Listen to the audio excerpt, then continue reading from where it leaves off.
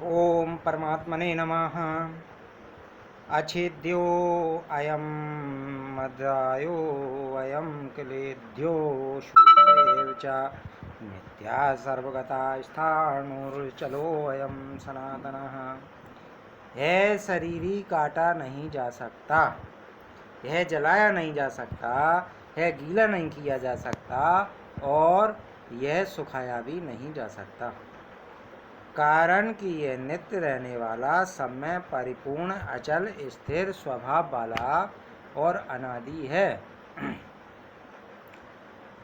शस्त्र शरीरी में विकार क्यों नहीं करते, यह बात इस श्लोक में कहते हैं। अच्छेद्यो अयम, शस्त्र इस शरीरी का छेदन नहीं कर सकते। इसका मतलब यह हुआ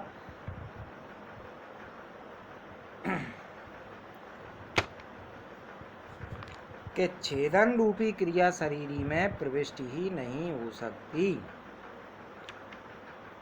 और इसका मतलब है नहीं है कि शस्त्रों का अभाव है या शस्त्र चलाने वाला अयोग है। प्रत्युत छेदन रूपी क्रिया शरीरी में प्रविष्टि नहीं हो सकती है, छेदन होने का योग्य नहीं है। शस्त्र के सिवाय मंत्र साप आदि से भी इस शरीरी का छेदन नहीं हो सकता। जैसे याज्ञवल्क्य के प्रश्न का उत्तर न दे सकने के कारण उनके हिसाब से साकल्प का मस्तक कट कर गिर गया, इस प्रकार देह तो मंत्रों से वाणी से कट सकता है, पर देही सर्वथा अभेद है। आद्याद्यो अयम, है शरीरी आद्याय है, क्योंकि इसमें जलने की योग्यता ही नहीं है। अग्नि के सिवाय मंत्र साप आदि से भी यह देही जल नहीं सकता। जैसे दमयंती के साप देने से व्याध बिना अग्नि के जलकर भस्म हो गया, इस प्रकार अग्नि साप आदि से वही जल सकता है जो जलने योग्य होता है। इस देही में तो दहन क्रिया का प्रवेश ही नहीं हो सकता। अकेले यह देही गीला होने योग्य नहीं है, अर्थात इसमें गीला होने की योग्यता ही नहीं है। जल से एवं मंत्र साप औषधि आदि से यह गीला नहीं हो सकता। जैसे सुनने में आता है कि मालपूस राग के गाए जाने से पत्थर भी गीला हो जाता है, चंद्रमा को देखने से चंद्रकांत मणि गीली हो जाती है, परंतु यह देही राग रागनी आदि से गीली होने वाली वस्तु नहीं है।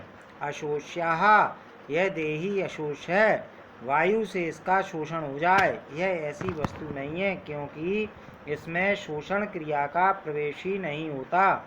वायु से तथा मंत्र साप औषधि आदि से यह देही सूख नहीं सकता। जैसे अगस्त ऋषि समुद्र का शोषण कर गए, ऐसे इस देही का कोई अपनी शक्ति से शोषण नहीं कर सकता। एवचा अर्जुन नाश की संभावना को लेकर शोक कर रहे थे, इसलिए शरीरी को अच्छेद अध्याय अक्लेद्य और अशोष्य कहकर भगवान एवचा पदों से विशेष जोर देकर कहते हैं कि यह शरीरी तो ऐसा ही है, इसमें किसी भी क्रिया का प्रवेश नहीं होता, अतः यह शरीरी शोक करने योग्य है ही नहीं। नित्यः, यह देही नित्य निरंतर रहने वाला है, यह किसी काल में नहीं था और किसी काल में नहीं रहेगा, ऐसी बात नहीं है, किंतु यह सब काल में नित्य निरंतर ज्यों का त्यों रहने वाला है।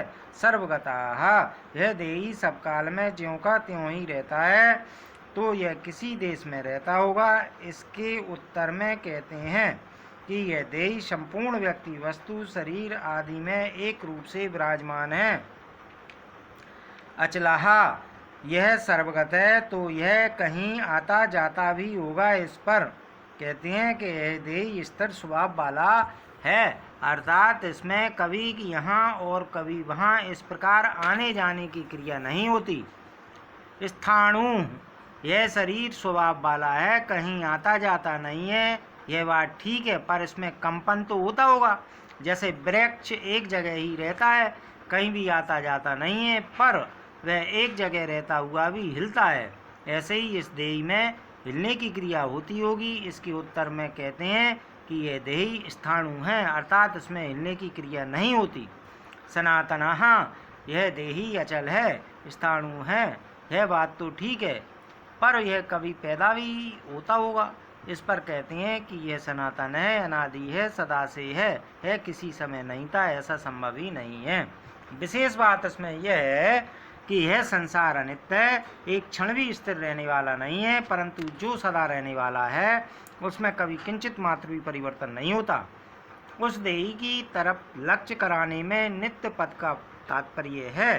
देखने, सुनने, पढ़ने, समझने में जो कुछ प्राकृतिक संसार आता है उसमें जो सब जगह परिपूर्ण तत्व है उसकी तरफ लक्ष्य कराने में सर्वगतः पद का तात्पर्य है। संसार मात्र में जो कुछ वस्तु, व्यक्ति, पदार्थ आदि हैं वे सब के सब चलायमान हैं।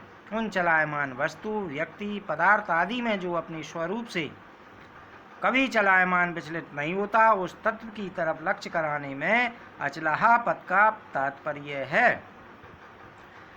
प्रकृति और प्रकृति के कार्य संसार में प्रतिक्षण क्रिया होती रहती है, परिवर्तन होता रहता है। ऐसे परिवर्तनशील संसार में जो क्रिया रहित, परिवर्तन रहित, स्थायी स्वभाव वाला तत्व है उसकी तरफ लक्ष्य कराने में स्थाणु पद का तात्पर्य है।